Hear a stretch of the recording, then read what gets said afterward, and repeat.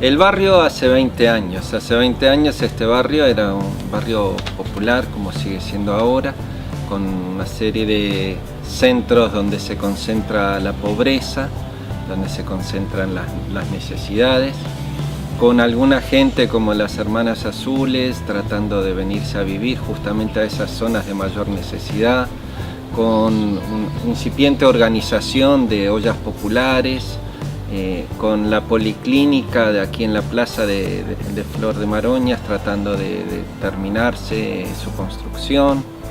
O sea, era un barrio que buscaba salir adelante, con una directora de la escuela que recuerdo que tenía inusualmente una postura muy abierta hacia el trabajo en la comunidad, lo cual favorecía mucho el diálogo.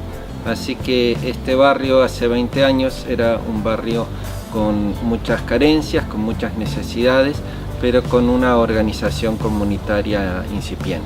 La primera historia que recuerdo en mi vínculo con el centro juvenil fue aproximadamente en el año 98, 99, yo tenía unos 15, 16 años y fui a un campamento del Club Bíblico en Arequita 1 y después en otro año en el Cerro Campanero. Me acuerdo de Pablo Contento, de Gabriel, de varios gurises, del Indio, de Mauro, de Lubumba, de las chiquilinas, del grupo de madres después.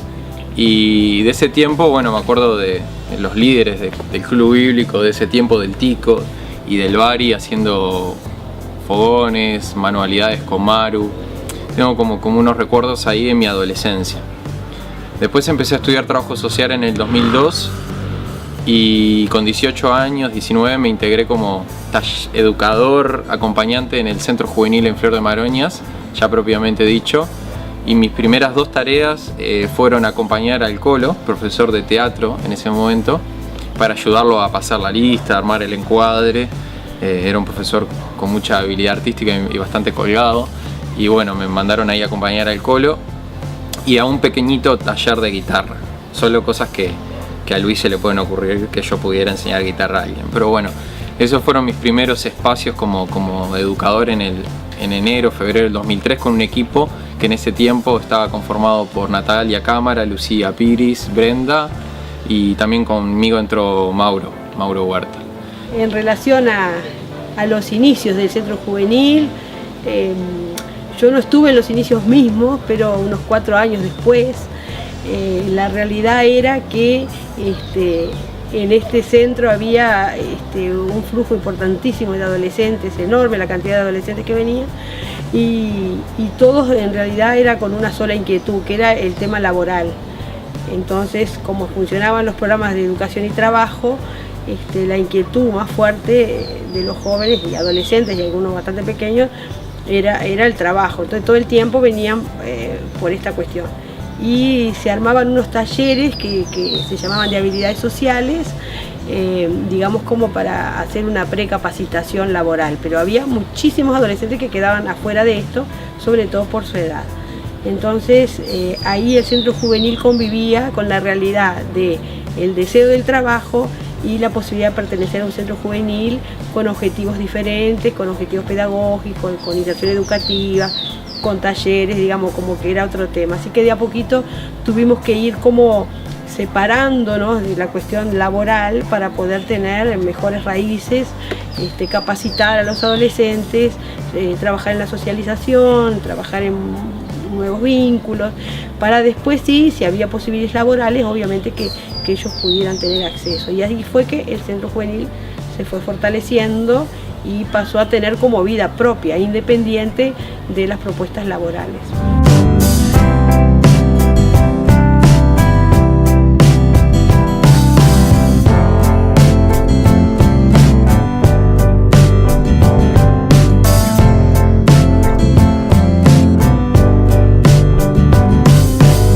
¿Cuáles eran los desafíos del barrio en aquel entonces? Bueno, creo que organizarse era uno de los desafíos, encontrarse, trabajar juntos.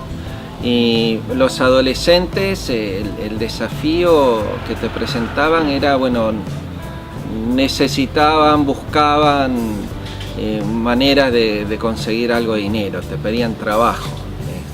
Y había pocos espacios de recreación, había pocos espacios de encuentro entre pares, había pocos espacios también donde lo educativo no era tan valorado por muchos adolescentes. Y entonces había que estimularlos, animarlos a un retorno a la parte educativa, ¿no? En ese tiempo el barrio era bastante distinto a lo que es ahora.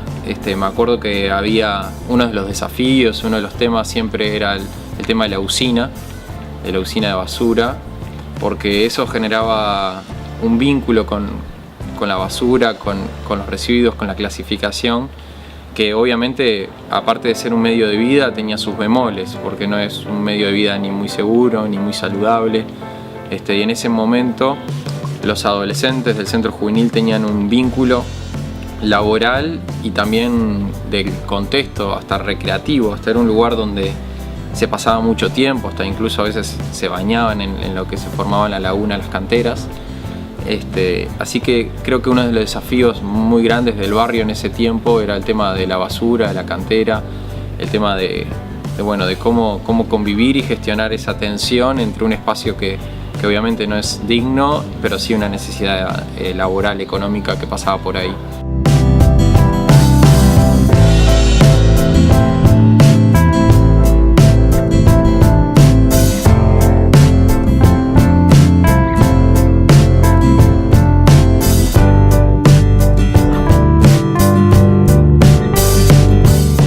Otra de las cosas de ese tiempo del barrio era que era un barrio mucho más fragmentado, mucho más estigmatizado o como zona roja, y también más con una situación más de gueto. Los chiquilines salían muy poco de este entorno, de este contexto, y su mundo, su universo a veces se limitaba hasta 8 de octubre, la curva, era un poco como lo más lejos que iban. Y en ese sentido trabajamos mucho en los paseos, en las salidas didácticas, educativas, en esos años de 2003, 2004, 2005. Y una de las anécdotas que me acuerdo de un taller de esa época era trabajando en los lugares donde podíamos ir a pasear, donde podíamos ir a conocer, y planteamos los educadores ir a las canteras.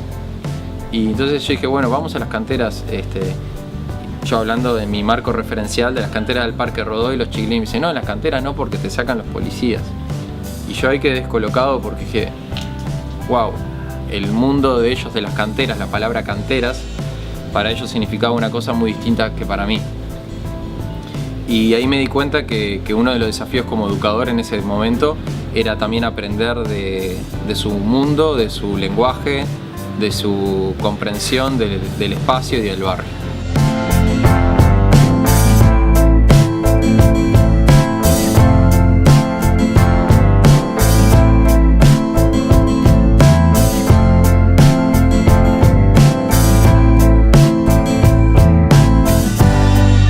Sin duda se ha logrado avanzar mucho en lo que es la organización comunitaria. Y no solamente eso, sino que hemos logrado dialogar con las políticas públicas desde Flor de Marones. Se ha logrado tener una historia en común con el barrio. Juventud para Cristo tiene una historia en común con este barrio. Aquellos adolescentes hoy mandan a sus hijos al centro juvenil o al CAIF. O sea, hemos caminado juntos, hay confianza, hay relaciones que pueden potenciar otras cosas. Y vuelvo a decirlo, ¿no? El tema de dialogar con las políticas públicas a nivel nacional desde la realidad comunitaria y barrial. Sobre los logros que hemos tenido en estos años como Juventud para Cristo en el centro juvenil, hay uno muy evidente, que no es menor, que es la mejora del espacio para que los chiquilines tengan más espacio para la recreación, para la cocina, la mejora del centro juvenil es notoria, la ampliación de los espacios, que es muy importante. Y eso no es solo algo material, no son solo ladrillos, sino que son espacios más dignos y más adecuados para un proceso educativo. Y la otra cosa, que yo creo que en estos 20 años el Centro Juvenil ha logrado posicionarse como un centro de referencias para los adolescentes y jóvenes y sus familias en el barrio Flor de Maroñas, y como una referencia a nivel también de todo el Comunal 9 en los que tiene que ver con temas de adolescencia y juventud. Y en ese sentido, obviamente que la campaña de Buen Trato y el protagonismo del Centro Juvenil Flor de Maroñas ha sido muy importante.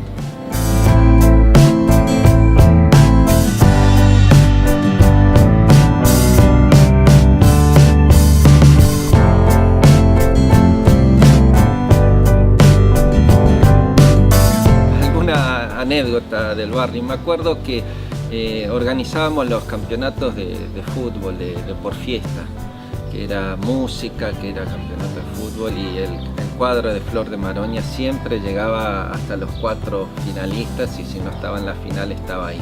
Eran no muy habilidosos, pero eran de temer, tenían fortaleza, tenían buenas patas, no necesitaban mucha canillera para defenderse. Así que el barrio de Flor de Maroñas era conocido por su cuadro de fútbol. Otra anécdota que me puedo acordar es un adolescente que habíamos trabajado muchísimo, ya estaba sobre edad, para que regrese a la escuela, y bueno, ahí regresó a la escuela, Tito se llamaba, y después mucho trabajo para que pudiera incluirse, dado que su cotidianidad no le hacía que era muy fácil para él permanecer en la escuela, ¿no? Y un buen día viene Tito y me dice: Luis, me echaron de la escuela. Pero Tito, ¿cómo? ¿Por qué te echaron de la escuela? No sé, me fui a mostrar el caballo a la escuela y me echaron. ¿Cómo que fuiste a mostrar? Sí, que papá tiene un caballo nuevo y me prestó para dar una vuelta, y fui a la escuela a mostrar el caballo. ¿Y qué hiciste? Y entré a la escuela con el caballo. Claro, Tito quería mostrar su caballo que recién había comprado su papá, y no fue la